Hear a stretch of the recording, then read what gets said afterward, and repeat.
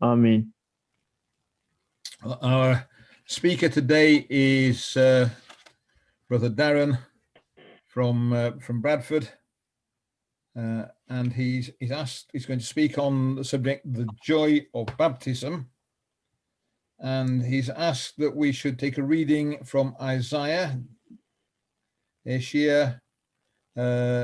chapter 56. خب سخنگوی امروز بعد از ظهرمون برادر درن هستن که در خصوص شادی تعمید صحبت میکنن و روحانی که قبل از صحبتشون انجام میدن اشعیا باب 56 هست. And so I want to volunteer if I can to read Isaiah chapter 56. پس دوستان نیاز به یه داوطلب داریم که اشعیا باب 56 رو برامون بخونه لطفاً.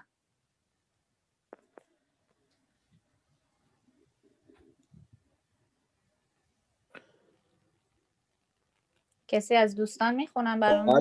خودم میخونم خواهر زارا، خودم میخونم برات. ممنون.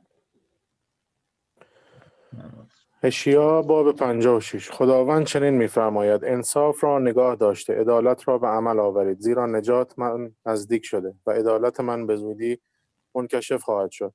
خوشا به حال آن که چنین کند و کسی که بدین متمسک گردد، که شبات را نگاه داشته، آن را بی حرمت نسازد و دست خیش از هر عمل بد باز دارد.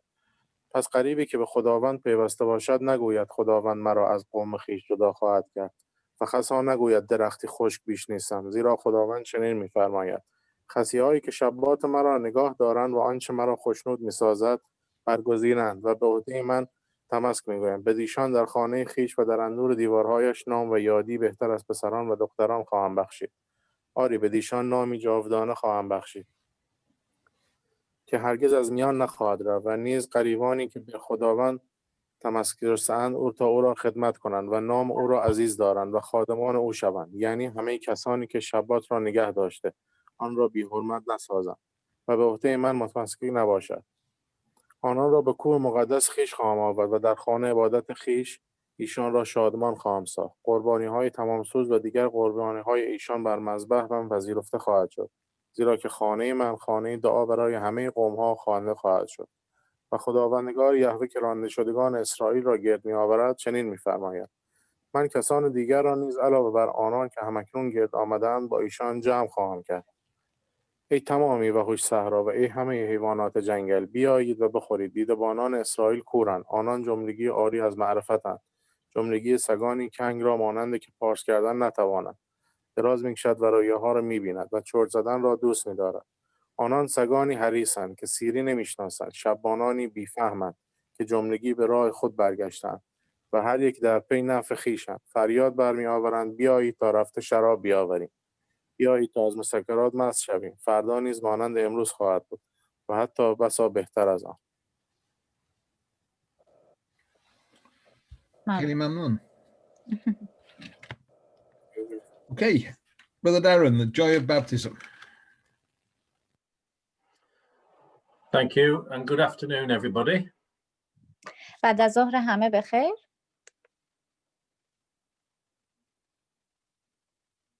Sorry brother, you're on mute. Don't know what happened there, sorry about that. It's lovely to speak to so many people and so many people who are not English, which is even better. خب بسیاری از افراد در واقع انگلیسی نیستن، پس بهتره که ترجمه انجام بشه. Now, I would assume that we've all heard talks about baptism, but have we talked much about the joy of baptism? خب من فکر میکنم که ما بارها شده که در خصوص تعمید صحبت کردیم و خیلی شنیدیم، ولی در مورد شادی تعمید در واقع شاید صحبت نشده باشه. We know that baptism is a symbol for washing away our sins and starting a new life. ما همه میدونیم که تعمید یک سمبولی هست برای شستن گناهان ما و شروع کردن یک حیات جدید و یک زندگی جدید.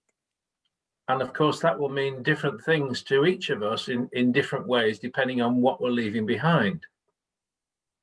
و این در واقع معنی متفاوتی برای هر کدوم از ما داره بسته به اون چه که ما در قدیممون پشت سر گذاشتیم. I'm sure others who are English and are Christadelphians for many years would understand what I'm going to say when I say this. But when we've been brought up as a Christadelphian all of our lives, it seems to be a natural step to be baptized. خب من فکر میکنم که همه در واقع دوستانی که انگلیسی هستن و کریستادلفیان هستن با این مفهوم بسیار آشنایی دارن و به ویژه کسانی که در واقع به عنوان کریستادلفیان به دنیا اومدن و این مفاهیم براشون کاملا طبیعی هست. And the problem with that is that we can miss out on understanding of the change that we are going through and the joy that we feel.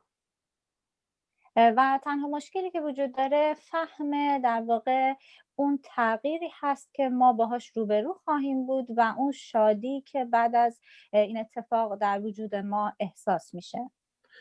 So for this afternoon's talk, I want to talk about one Bible character who was an unusual man, very different to nearly everybody else.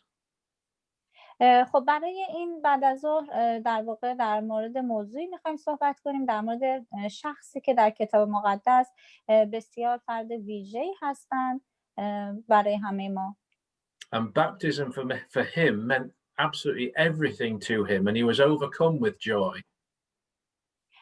و تعمید برای ایشون همه چیز به منزله همه چیز بوده و شادی مفرط براش برمغان آورده. And whilst you and I might read that last chapter, Isaiah 56, and wonder what was that all about, when he read it, he'd be absolutely overcome with happiness. و این بابی که در واقع در خصوص اشعیا باب 56 خواستم که خونده بشه و هممون خوندیم الان، در واقع توسط اون فرد خونده شده و در خصوص شادی مفرطی که به دست آورده به ما میگه. So first of all, if you could come with me to the book of Acts in the New Testament, chapter 8, please. خب اولش میخوام که برید به کتاب اعمال رسولان باب 8 لطفاً. And whilst you're looking that up, I'll give you a little bit of a background and we'll look at the details about the man. خب من میخوام که در واقع یک مقداری جزئیات در خصوص اون مرد بهتون بگم. The man that we're going to look at was from Ethiopia, a country in North Africa. مردی که میخوام راجبش باهاتون صحبت کنم از حبشه بوده، از شمال آفریقا. And yet the story about him is based in Israel because he'd been there to Jerusalem. و داستان در واقع درباره اون در خصوص اورشلیم هست، چرا که اون اونجا بوده در اسرائیل. Now, if you can, I'd like you to think about this account of this man and just imagine you are him. خب در واقع میخوام که از زاویه اون مرد به این قضیه نگاه کنید. تنها تصور کنید که شما اگر که اون مرد بودید. You've been to Jerusalem to worship and you're now on your way back to Ethiopia. شما در اورشلیم بوده اید برای اینکه خدا رو پرستش کنید و الان در راه برگشت به حبشه هستید. The queen of your country is a woman called Candace. ملکه کشور شما یک خانمی هست به نام کندسی. That is her title. And your job is Chancellor of the Exchequer. You're in charge of all the money. و شما در واقع شغلی دارید که مسئول کل در واقع خزانه هستید و مسئول پول هستید. You're a man of extreme importance to Ethiopia and you're on your own chariot, probably with other people with you in their chariots as well, looking after you. و شما فردی هستید که در کشورتون بسیار حائز اهمیت هست و همچنین در عرابه‌ای که هستید با افرادی که در واقع مراقب شما هستن همگی بسیار مهم هستید. And there's something else rather unusual about him, especially for today, in that he was a eunuch. و نکته‌ای که در خصوص اون مرد هست که امروز به ویژه می‌خوایم راجعش صحبت کنیم اینه که در واقع بسیار خاص و واحد هست. Now, my understanding is that the last eunuchs that were deliberately made eunuchs were about 200 years ago. و من فکر میکنم که این آخرین sorry what do you mean by eunuch? Yeah, I'll explain. I wondered if you knew that. I'll explain. Thank you. A eunuch is a man who unfortunately in his youth has been operated on so that he cannot have children. Yes, thank you. در واقع از لغتی که استفاده کردم لغت واحد من ترجمه کردم ولی احساس کردم که معنیش نمیخوره و مجدد پرسیدم به چه معنیه. گفتم که بله این مفهومی داره، یعنی یه معنی داره که مردی که در دوران جوانیش نتونسته بچه دار بشه. Usually you are operated on as a baby, but sometimes much older than that. معمولا در واقع به عنوان بچه، یعنی اگر که بچه باشید این عمل رو انجام میدن ولی بعضی وقتا هم ممکنه که جوانتر باشید. In Italy they had these eunuchs, these castrated men who became brilliant singers. That was what they were designed for. مثلا در ایتالیا اینجور افراد رو در واقع خودشون از قصد طراحی میکنن به عنوان که مثلا در آینده حالا یه خواننده خاص بشن.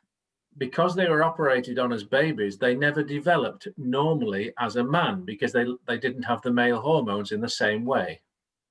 و به خاطر اینکه اونها از بچگی این عمل روشون انجام شده در واقع به عنوان یک مرد بزرگ نمیشن، چرا که هورمون‌های مردانه توشون وجود نداره. And eventually it was made illegal to have your child castrated for that purpose. و در واقع این امر غیر قانونی هست که فرزندت رو به خاطر این هدف در واقع به این صورت در بیاری. And indeed, at the time of Jesus, under the Roman Empire, it was illegal to have your child castrated for any reason other than protection due to an accident. و در واقع در حقیقت در دوران امپراتوری رومیان این عمل غیر قانونی بوده و اجازه انجام همچین کاری رو روی بچه هاشون نداشتن به غیر از این که میخواستن اون رو از یک تصادفی یا در واقع یک هدف خاصی داشتن که نجات بدن از یک تصادفی. What has this got to do with baptism, you might well ask? خب ممکنه که شما به درستی بپرسید که خب حالا این چه ربطی به تعمید داره؟ Well, it's because following his baptism, he was allowed to do certain things that he was not allowed to do in the future to do in his actual life. خب در واقع این فرد در واقع در آینده زندگیش اجازه انجام یک سری کارهایی که در زندگی معمول خودش قبلا می داشته رو نخواهد داشت. One of the things that is now known and been proved about young boys that were castrated is that physically they were very different when they were adults. یکی از نکاتی که در خصوص اینجور افراد در واقع وجود داره اینه که همونطور که اینها بزرگ میشن و وقتی که یک بزرگسال میشن یک سری خصوصیات جسمی متفاوتی خواهند داشت. As we grow either into a man or into a woman. But this man would not become a proper man, a full man, or a woman. همونطور که ما بزرگ میشیم در واقع یا یک زن کامل میشیم یا یک مرد کامل میشیم، ولی این فرد که در واقع بزرگ میشه نه یک مرد کامل میشه و یا حتی نه یک زن کامل. And this would mean certain things about him physically. و این به این معنیه که در واقع یک سری در واقع خصوصیات خاص در خصوص این فرد وجود داره از نظر فیزیکی و جسمی. His voice would always remain high, which is why they were used in Italy for the female parts. خب در واقع صداشون معمولاً بالا میمونه که این چیزیه که در ایتالیا در واقع ازش استفاده میشه. And his body would continue to grow until he died. His chest capacity would become enormous. و از نظر رشد جسمی هم بسیار رشد میکنن، حتی تا لحظه‌ای که در واقع بمیرن این رشد رو خواهند داشت، به این صورت که در واقع سینه‌شون بسیار درشت میشه و بسیار عظیم هست اون جثه. They looked very odd, they sounded very odd, and actually they were typically very poorly people because they had brittle bones that broke easily. اونها خب خیلی ظاهر غیر طبیعی دارن و صدای غیر طبیعی دارن و در واقع بدن بسیار شکننده‌ای دارن، چرا که استخوان‌هاشون به راحتی شکسته میشه. So let's look at the passage and thinking of that, am I still there? Yes. Sorry, my screen's gone off, that's all. Anyway, look, thinking of the passage, perhaps if you could read for me Acts chapter 8, verses 26 to 30, please. خب حالا دوستان یه نگاهی بندازیم به متنمون در این خصوص. اعمال رسولان باب 8 آیات 26 تا 30 لطفاً. Would you read it out for me, please? Yes, sure. من دوستان اگر که اعمال رسولان باب 8 آیات 26 تا 30 رو برامون بخونین. من میخونم الان. آنگاه فرشته خداوند به فیلیپوس گفت برخیز و به سمت جنوب برو، به آن راه بیابانی که از اورشلیم به غزه می رود. پس برخاست و روانه شد که در راه به خواجه سرایی حبشی برخورد که از بزرگان دربار کنداکه ملکه حبشه و خزاندار او بود و برای عبادت به اورشلیم آمده بود. او در بازگشت به وطن بر عرابه خویش نشسته بود و کتاب اشعیای نبی را می‌خواند. آنگاه روح به فیلیپوس گفت نزدیک برو و با آن عرابه همراه شو. فیلیپوس به سوی عرابه پیش دوید و شنید که خواجه سرای حبشی به کتاب اشعیای نبی را می‌خواند. پس به او گفت آنچه می‌خوانی می‌فهمی؟ Thank you. So it's a bit strange for me because for some reason I've got no picture to look at now. But so he didn't understand what he was reading from Isaiah, and Philip now is about to explain to him what it was all about. خب در واقع اون از روی متنی که میخوند درک مناسبی نداشت و متوجه نمیشد اون چیزایی که میخونه و فیلیپ اونجا بود تا اینکه بهش توضیح بده اون مطالبی که میخونه همش راجع به چیه. And that's the same for us, isn't it? It's the same for me as well. When we don't understand something in the Bible, we either speak to somebody who knows or we read and try and search what it might mean. و این مثل خود ما میمونه. در واقع ما هم همینطور هستیم. وقتی که یک مطلبی رو میخونیم و متوجه نمیشیم از روی کتاب مقدس، دلمون میخواد که در واقع رجوع کنیم به یک فردی که قبلا اونها رو خونده و میدونه که برامون توضیح بده. Now, the part of the Bible that Philip was that the eunuch was reading was from what we would call Isaiah 53. Perhaps if you could read verses 32 and 33, please. خب اون قسمتی که در واقع اون خواجه داشته میخونده قسمت در واقع باب 53 بوده و من میخوام که دوستان در ادامه آیات 33 و 32 و 33 رو بخونن. Sorry, 32 and 33 of the same chapter? Yes, please. Thank you. Yes. بله. ادامه بدین لطفاً. آیات 32 و 33 رو هم بخونید. براتون میخونم. بخشی از کتاب مقدس که میخواند این بود: همچون گوسفندی که برای ذبح میبرند و چون برای که نزد پشم چینان خود خاموش است همچنان دهان نگشود. در حقارتش عدالت از او دریغ شد. چه کسی از نسل او سخن تواند گفت؟ زیرا حیات او از روی زمین منقطع گردید. Thank you. So if you think about that passage from his point of view, whilst he knew it was about somebody else that he wanted to know about, it must have had relevance for him. خب اگر که در واقع از زاویه دید اون به این قضیه نگاه کنید که در واقع این قسمتی که میخونده در خصوص فرد دیگه‌ای بوده و اون میخواسته ارتباطش رو با خودش بفهمه. Because he was led like a little, as a baby, to for the operation without having any control, like a lamb before the shearer. چرا که اتفاقی که برای اون افتاده بود به این صورت بوده. اون در واقع به این صورت هدایت شده بوده تو زندگیش، به عنوان یک بچه که هیچ کنترلی روی زندگیش نداشته اون عمل روش انجام شده بوده و اون مثل یک بره خاموش بوده. As a baby, he couldn't open his mouth. He was humiliated because of his own position, because he was neither a man nor a woman. He was laughed at more than likely. به عنوان یک بچه اون در واقع دهانش بسته بوده و اون نمیتونسته کاری کنه و در طول کل زندگیش تحقیر شده، چرا که اون نه یک مرد بوده نه یک زن. And he couldn't have children, which is what it's meaning at the end of that verse. و حتی اون nemituneste هیچ فرزندی داشته باشه که در انتهای این آیه این مفهوم ارائه شده. So at the end of this, the Ethiopian says, look, there's some water here. I need to be baptized into Jesus. و در انتها این فرد حبشی میگه که نگاه کن اینجا آب هست و من میخوام که در مسیح تعمید بگیرم. And he was baptized. They stopped the chariot. He got baptized, and then Philip disappeared, and then the eunuch is rejoicing. He's so happy.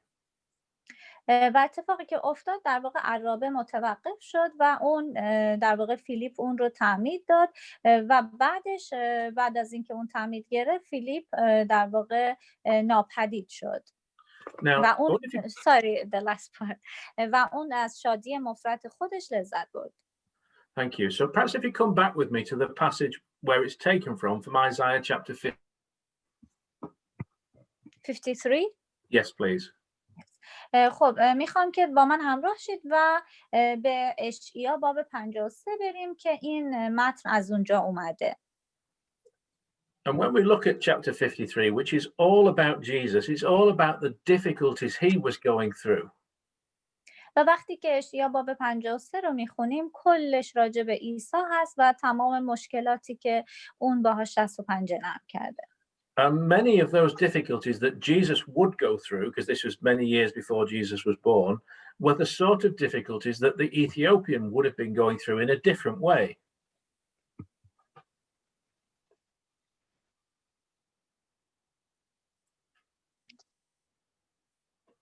Hello?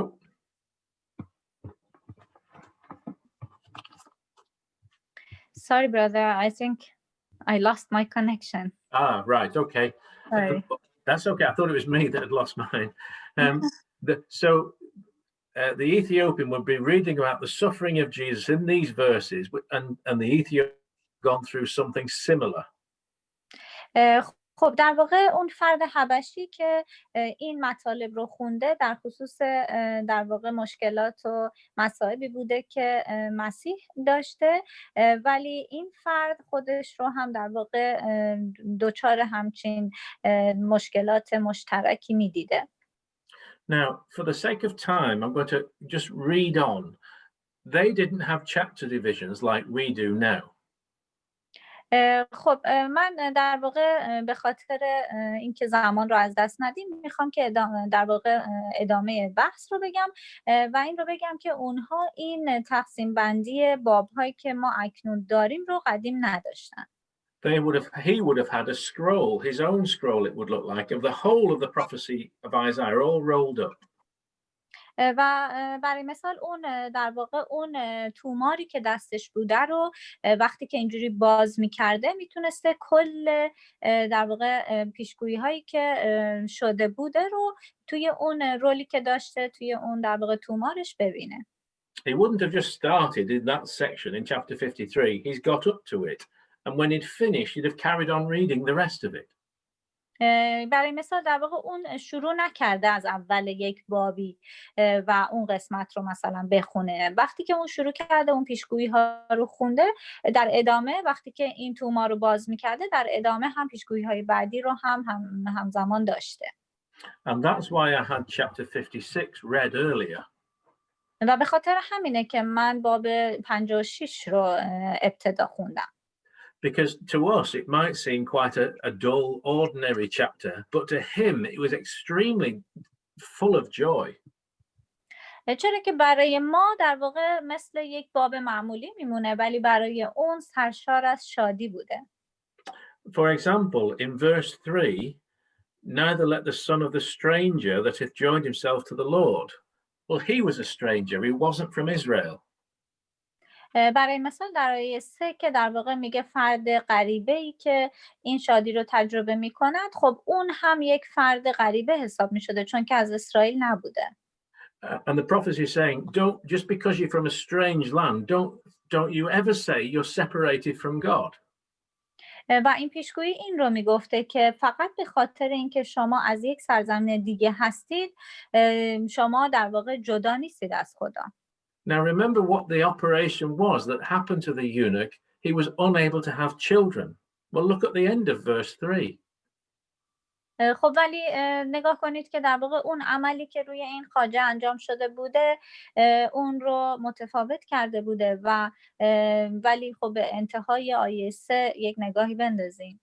Now, I don't know how it translates in Farsi, but in English, don't ever say I'm a dry tree. I can't have fruit as a tree. I can't have children. Don't say that.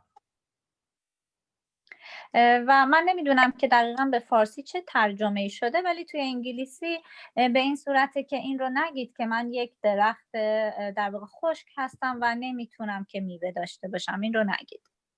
And similarly, a man with the wounds or the injuries such as the Ethiopian was not allowed into the temple system. و در واقع فردی مثل اون مرد حبشی که اگر که در واقع صدمه دیده بوده یا اینکه زخمی داشته نمیتونسته به سیستم در واقع معبد وارد بشه. And yet the prophecy is in verse 5, I will give them in my house and within my walls a place and a name. و در آیه مثل آیه 5 در واقع گفته شده که من اون رو در خونه خودم جا میدم و بر روی دیوارها اسمش رو خواهم داشت. Normally you have a place in the family because you're born into it, but that's what it's saying here. No, that's not the way it works. به طور معمول شما در واقع اسمی خواهید داشت در یک خانواده چرا که اونجا به دنیا آمدید، ولی اینجا همچین چیزایی نیست.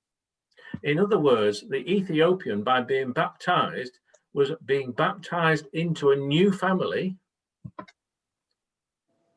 به بیان دیگه منظور اینه که اون فرد حبشی به خاطر در واقع تعمیدی که میگیره انگار که مجدد متولد میشه و به یک خانواده جدیدی متعلق میشه. Whilst he couldn't physically have children, he was now part of a wider family from all over the world, part of the children of God.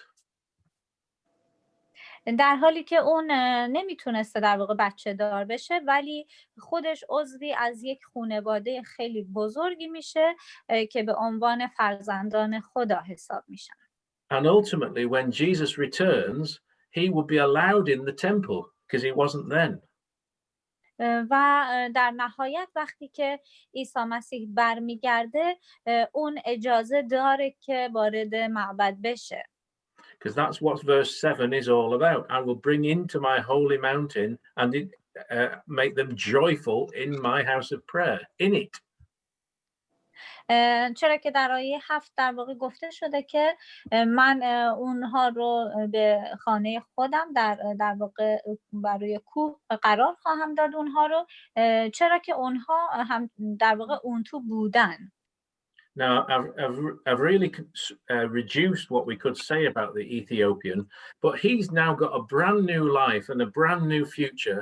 Can you see why he was so full of joy after the baptism?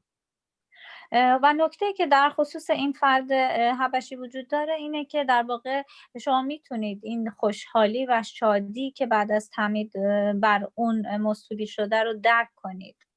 So when I think of my baptism all those years ago, it's not just about me being baptized, it's about me having a new family. و وقتی که به تعمید خودم سالها پیش فکر میکنم این فقط نبوده که من صرفا تعمید گرفتم و شادی بعد از اون به خاطر این بوده که من یک خانواده جدید داشتم. I never thought I'd have a family of people that came from Iran, for example. من هرگز به این فکر نمی کردم که خب حالا من یه خانواده‌ای دارم، افرادی که از ایران مثلا اومدن. And I bet you never thought you'd think you'd have a family in England, but that's what you've got. و من فکر میکنم که شما هم هیچ وقت فکر نمی کردید که خب حالا یک خانواده از انگلستان داشته باشید، ولی این چیزیه که شما دارید الان. But when Jesus returns, we'll all be one family going to see him in the temple in Jerusalem. ولی وقتی که عیسی مسیح بازگشت میکنه، کل خانواده همه با هم میرن که اون رو ببینن در اورشلیم. So you can see how the Ethiopian, whilst inquisitive on wanting to know about the Bible, may have been sad with his natural life. و شما میبینید که در واقع اون فرد حبشی که ممکنه که در زندگی طبیعی خودش غمگین بوده باشه، چطور در واقع از این زندگی در واقع شاد هست. But now is full of joy on his way back to Ethiopia, probably preaching the truth to them.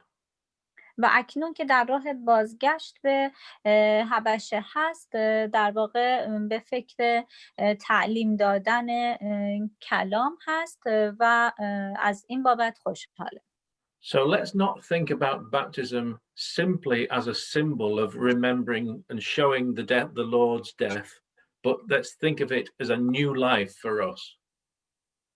خب بذارید به تعمید از این زاویه فقط نگاه نکنیم که یک سمبل در واقع مرگ و رستاخیز عیسی مسیح هست، بلکه یک سمبولی برای در واقع یک زندگی جدید هست که به ما عطا میکنه. And let's all go on our way rejoicing. و به خاطر همینه که در واقع ما ازش لذت میبریم. Thank you for listening. Thank you. ممنونم از اینکه گوش دادید.